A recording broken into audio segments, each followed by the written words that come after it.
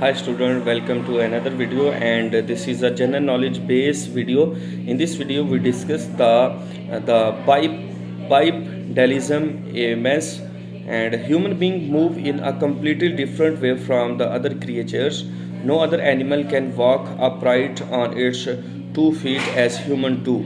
So evolutionists, however, claim that the bipedal upright stride of the human evolved by the steps from the apes, quadrilateral, and the bent stride.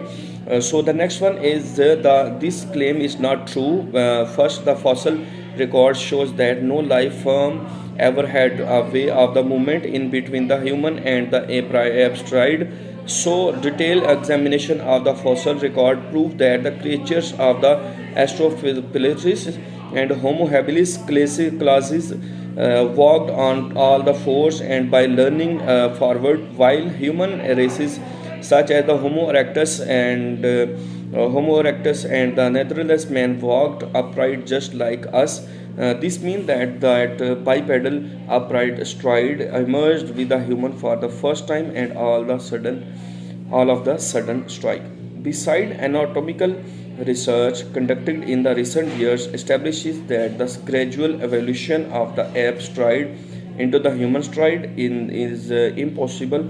In 1996, the British anatomist Robin Crompton, who conducted research into the bipedal stride of the human, concluded that a motion in between the ape stride and the human stride is not possible. Crompton study showed that a living thing can either walk upright or on all the four.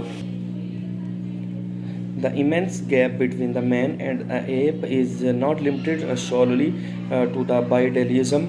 Many other issues still remain unexplained, such as brain capacity, the ability to talk, and so on. Ellen Morgan, an evolutionist paleoanthropologist, make the following conclusions confusion in the relation to this. The number one is four of the most outstanding mysteries about the humans are why do they walk on the two legs, and the second one, why have they lost their fur, why have they developed such large brains, why did they learn to speak. The orthodox answer to this question, we do not yet know, and all of the four questions answered with the same. And in short, the evolution of the man is nothing but an unsustainable tale. Man is created by the God, already equipped with all the abilities and features of that can possess by the human being, and so that's why they not be created or evolutionized from the others. So reconstructions can be explained by the as drawing a picture or constructing a model of living things based on a single bone that has been ununited.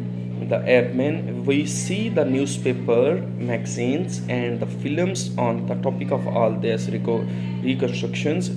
The important thing is here is how scientific these drawings are. Such fossils are usually disordered and incomplete. Any conjectures based on them is likely to be totally imaginative. As a matter of the fact, the reconstructions made by the evolutionists based on the fossil remains are prepared precisely to suit the purpose of the evolutionary thesis. At this point, we have to highlight a particular point. Studies based on bone remain cannot reveal the soft tissues of the creatures, and the hair, skin, nose, ears, or the other parts of body, just like lips and other facial features of a living things, cannot be determined from its bone remains. It is very easy for someone committed to evolution of devise and imaginary creatures by the shaping these soft tissues as the wishes.